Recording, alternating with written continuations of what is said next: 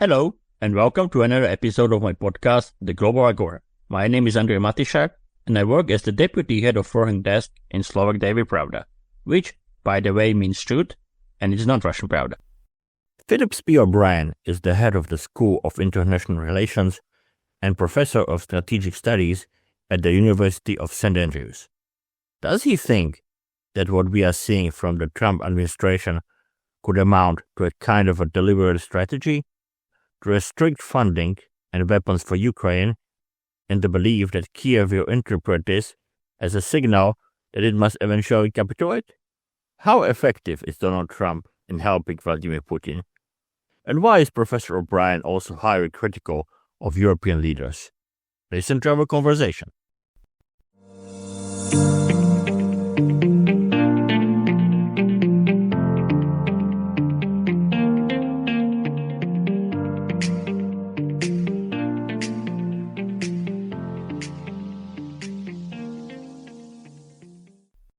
If you enjoy what I do, please support me on Coffee. For the link, see also a description of this episode. And now, up to the new debate.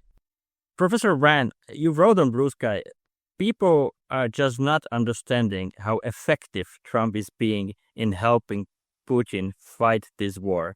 It was your reaction to a New York Times article about how President Donald Trump has issued no new restriction on Russia this year, allowing Moscow to acquire the money and materials it needs for its war against Ukraine. So, can you explain how effective is Trump in helping Putin? Sure. He's a huge part of the Russian war effort, I would say, at present. He's two things. He's hurting Ukraine and he's helping Russia. So he's approved no new aid to Ukraine since he's become president, or only tiny amounts of sales. But now even they're stopping the last part of the Biden aid from getting through. So the decision taken yesterday or a day and a half ago is the kind of thing that will hurt Ukraine a great deal, that Ukraine is desperately in need of anti-air capacity, and this is depriving Ukraine of three different kinds of anti-air weaponry. So he's hurting Ukraine, going out of his way to hurt Ukraine. And also, he's basically trying to help the Russian economy get back on its feet by not stopping it anymore. It's the Europeans who are taking much stronger steps against the Russian economy now with, say, the Shadow Fleet. But Trump has talked about actually winding down sanctions on Russia. But what he's doing now, as that story made clear, is keeping any new sanctions from going in. And that means the Russian economy is finding ways around the sanctions, and they're setting up supply chains that they know are effective in getting really important high-tech material to Russia that the sanctions aren't stopping. You mentioned Europeans, and of course, Europe just extended existing sanctions. But on the other hand, the 18th package of sanctions is still blocked, by the way, also by Slovakia, my country. So are you also worried that Europe might go Trump's way? Not right away, no. The big problem is that Europe's still desperately trying to appease Trump and work with Trump. I know Slovakian government and the Hungarian government have a certain view that is on the whole out of step with Europe as a whole. It's hard to see, though, Europe as a whole changing right now. The real thing will be the French elections. That could make a big difference. But in the meantime, I think Europe is going to remain pretty much a supporter of Ukraine, put it that way. But they're also trying very much to, in their minds, appeal to Donald Trump. And that is playing a role in limiting, I would argue, what they can do against Russia.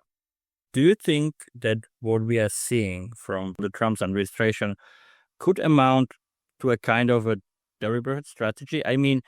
Quietly, with no big announcements, to restrict funding and weapons for Ukraine in the belief that Kiev will interpret this as a signal that it must eventually capitulate. After it was reported that the Pentagon has stopped some promised weapons deliveries to Ukraine, he wrote a piece, "Daddy just accelerated the killing of Ukrainians."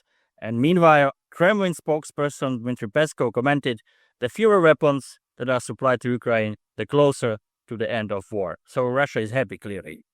They should be. The Russians are trying to batter Ukrainian cities and attack Ukrainian civilians and destroy the Ukrainian ability to fight. And Trump is making that easier. United States is now making that easier by depriving Ukraine of weapons. So there were, to me, too many conscious choices all going one way. All the choices seem to be the actual steps to helping Russia and hurting Ukraine.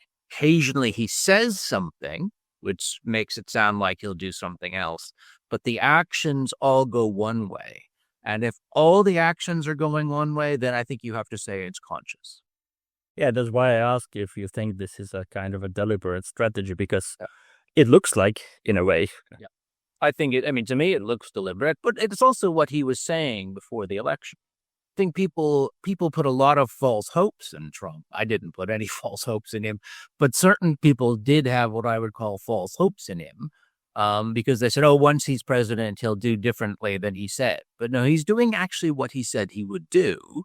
And he doesn't like Ukraine. He very much likes Putin. And that's his basic position. Do you think that somebody can claim that I support Ukraine and I also support Trump? Is it possible? I think there's a lot of people who fool themselves. There are a lot of people, particularly in the Republican Party, who support Trump, who were saying in the U.S., when he's president, he'll get a good deal for Ukraine. He'll still provide aid for Ukraine. It's all a lie. And it was always going to be a lie. So I think now when we're seeing the reality, the reality is he is going to hurt Ukraine, and he is hurting Ukraine now.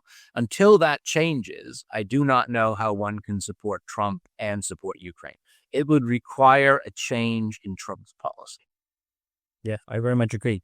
After weeks of flattering Trump, the NATO Secretary General Mark Rutte is again trying to have it both ways. He said, I understand that the U.S. has to take care of its stockpiles, and at the same time, we have to allow some flexibility for Ukraine here. I don't envy him, do you? See, that's fine. I don't mind that statement. I think he understands the reality, but it's very measured words.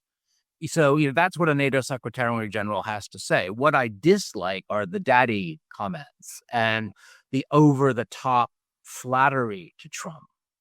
So there's a distinction in my mind with how you approach Trump. You cannot say as NATO Secretary General, the United States is evil and we cannot work with you. Okay. Rutte cannot say that. And people who criticize him for doing that, I think, are wrong. Where I've been very critical of him, as you know from that piece, is the daddy comment. All these kinds of comments that hyperinflate Trump's ego. And I actually think make things worse. But that's where I would draw the line. So do you think that previous Secretary General of NATO, Mr. Jens Stoltenberg, he was a little bit more measured in his approach to Trump? I think basically he didn't suck up to Trump in the way that Rutte seems to want to. And the other thing also I think that needs to be said is if Europeans need to stop looking at the United States as daddy, that individual phrase is a really debilitating phrase. For Europeans, I think it really means we are children. And that's what you're saying. And so I think Rutte shouldn't have used that kind of language for a number of reasons. Do you think that there is any chance that Trump is, in some sense, a Russian asset? Agent Right about that. He's not what we would call typically a Russian agent in the sense I don't believe the Krasnov stories that he's been recruited. However, he acts very much like a Russian agent of influence, is what you say.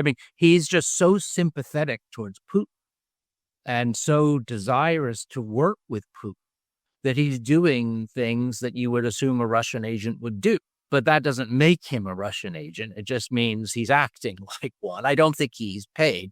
And plus, he's too erratic he's doing it almost too openly to be a Russian agent. If he were a real Russian agent, he probably wouldn't be as open about it. Probably not. But I asked this question very also other people. But you could ask that about also, Fico and Orban. They are also acting in very, very pro-Putin ways. Are they Russian agents? No, but they're very sympathetic to Russia. Or maybe they are Russian agents. You tell me. I don't know.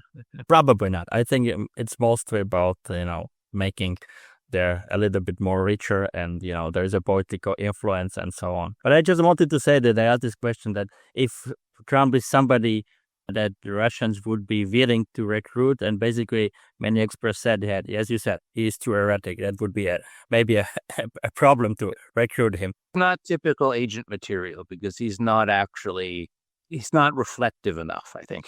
We are talking a lot about Trump, but as you mentioned, maybe Europeans should not looking at the US as a big daddy and somebody who will take care of everything. So you also have been highly critical of European leaders, and you wrote, "When the histories are written, I fear that one portrayal of European leaders in 2024 and 2025 will be far more critical than of 1938 and 1939. We are watching a masterclass in unnecessary weakness. What should European leaders do now if you would give them advice?" Europe is still 20% of the world economy. It is one of the most highly technologically advanced places in the world. It has a very large and educated population. It has over 500 million people. Europe can look after itself. It has all the necessary tools to look after itself. The United States is even screaming loudly at it that you can no longer rely on the USA to help defend you. In which case, it seems to me just basic truth that Europe should start thinking about itself and looking after itself, devising its own strategy, devising its own military. However, what it seems to be the case is there's such terror at the possibility of looking after themselves that European states are still desperately trying to keep the United States in a position the United States is no longer there. So to me, this is what I call unnecessary weakness. Europe can look after itself. It's strong and rich enough to do so. What it lacks is the confidence in itself and the ability to think on its own. But we also maybe lack unity and also the threat perception, because of course people in the Baltic states might have a little bit different threat perception, comparing to people, I don't know, in Portugal and Spain, which is somehow understandable. So how to combine those things? The Portuguese actually have been very strongly defending on Ukraine. The big difference in threat perception isn't not necessarily geographical. It tends to be the more populist you are, the more pro-Putin you are. So you can actually have Hungary and Slovakia, which are very close to Russia, being very pro-Russian. And you can have countries like the UK or Portugal being more skeptical. So I'm not sure it's geography. I think it's politics that is explaining. And yes, of course, you need to bring everyone together. But what's interesting is the lack of leadership trying to do that. What they seem to be trying to do. Though you would say Chancellor Merz in Germany seems to be changing a bit of that. So we'll have to see how Merz does. But on the whole, it's still trying to appeal to the USA. What about Macron-Starmer tandem? Well, I mean, the Macron one is in many ways, I would say, disappointing. The French have been saying for 60 years, since de Gaulle in the 1960s, the United States is not reliable. The United States will go home. At some point, we're on our own. We have to look after ourselves. So the French have been predicting this for 60 years. It's finally happened, and they don't know what to do. They're not taking the leadership role they could.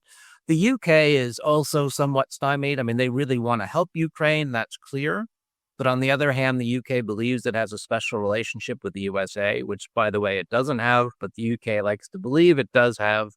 And this means they're trying to still work with Trump. So maybe without the German leadership, you mentioned Chancellor Merz, we cannot move forward?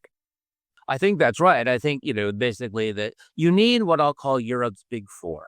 And that's the UK, France, Germany, and Poland together. And now if they can act in tandem, then they can help drive Europe forward. But they're not acting in tandem the way we would like, at least the way I would like. So imagine they're acting in a way that you would like. What would it be? I would think that they would be saying, okay, we need a few things. One, how do we make sure Ukraine does as best as possible in this war without the USA? We cannot rely on the USA, so we have to shoulder the burden to get Ukraine into the best possible position and plan for that. Then we need to put in structures to defend Europe in the future without the USA. And we will be the leaders in that. And that will require sort of discussions across the continent that we help lead. But it's basically keeping Ukraine in the fight in the best possible shape. And secondly, looking after Europe based on European resources. One of your suggestions is that Europeans should declare they will only continue buying U.S. weapons if the U.S. also sells the weapons they can send to Ukraine, argued that the Trump administration is desperate for Europeans to keep buying Americans arms and would almost certainly have to respond positively to such position. Why do you believe that it would work? Because I like the idea, but frankly, couldn't it also lead to an all-out trade war between Europe and the US, especially if Trump perceives this as a move against him? And we know he is very personalistic. By the way, he's already declared a trade war against Europe. So this has already happened. That is one thing. When the Europeans started even discussing strategic autonomy and developing their own weapon system, the United States got very nervous. They want Europe to buy F-35s. They want Europe to buy HIMARS. They want Europe to buy Patriots and all these systems. And indeed, the U.S. State Department has put out pieces about why that's important. And even J.D. Vance, who has been very, you might say Eurosceptic, said it's important that they buy that. By the Chinese or other people would definitely say this. Okay, we're going to buy your weapons, but we want to use them in ways that are in our strategic interest. The amazing thing that Europeans see this as a big, bold thing. This just seems to me a rational thing for Europeans to do, that they should say to the United States, particularly the large powers that have the money right now, okay, we'll continue buying U.S. arms, but we want to be able to dispose of those arms within Europe how we want, and that includes giving some to Ukraine. And that, by the way, would really push the U.S. administration to say its true position. So I think it's a position they should take, but I have a great deal of fear the European states will never do this. Looking at what Europe can do, there is a perception in the U.S. and also represented by, for example, people like Erwin Colby, that U.S. should take care of the Indo-Pacific. And of course, I'm going to simplify things, but the U.S. should take care of the Indo-Pacific and China. Europe should take care of Russia and the neighborhood. So could it work? Yep. If Europe wanted to be serious, yes. And it should be serious. Yes. To the Elbridge Colby, you say, fine, if that's your position, then for now you still sell us arms, but we do with them what we need to do to contain Russia. But I think the Trump position is more to help Russia. I think that's actually a bit of a figment. Because if that really was the point of view where they were saying, okay, Europeans, you take care of Russia, they would sell Europeans arms that could go to Ukraine. But they seem reluctant to do that as well. So I actually think that's a bit of a fraud. Do you think that we will see also a large withdrawal of U.S. troops from Europe? Well, there aren't that many left in a way, so we have to be careful, in terms of ground troops. No, I don't think they'll do anything dramatic now. I think the problem is that those troops probably wouldn't fight for Europe. So, the Russians, as I say, did an operation towards the Baltics. I don't think the United States would actually get involved. So I think that in many ways, those troops are a bit undermining of European security because they make certain Europeans think they will fight, but they probably won't. In fact, it's hard for me to imagine that Putin will not try something in the Baltics or somewhere, because when I talk to people, it's very clear. Nobody really believes that Trump's first instinct would be to defend European. That's why Ukraine's victory in this war is so important. The thing that's keeping Putin is the Ukrainians are destroying his military. So that's ultimately, to me, why Europe has to help Ukraine. It's not out of the goodness of their heart. It's for really strong strategic interests. I know it's difficult to predict the trajectory of the war, but not that I don't predict. It all depends on what arms people get. Yeah, if Europeans step up, Ukraine can still win the war, but they have to step up big time. If the U.S. continues what it's doing and Europe doesn't step up, then it's hard to see Ukraine doing better than it is right now in the long run, because China, by the way, is helping the Russians a great deal. This is my last thing, and he just mentioned China. I wanted to ask you about this because, some people are claiming, especially on the Ukrainian side, that they're fighting Russia, they're fighting North Korea, they're fighting in some way China. They are now fighting even Trump, maybe, in a way. So is this somewhat a global war? Well, certainly it's a big war, and therefore it's getting global powers involved in it. It's not a global. We have to be very careful with that phrase, because it's not a war that is taking place in the Pacific and the Atlantic. It's taking place actually in Russia and Ukraine in almost all the fighting. There are certain operations going on outside of Russia. However, it involves the global economy and it involves other powers. So it is a war with global ramifications. This was another episode of my podcast, The Global Agora. Subscribe, listen on Spotify, Apple Podcasts, and on the other platforms. If you enjoy what I do, please support me on Ko-fi. For the link, see also the description of this episode.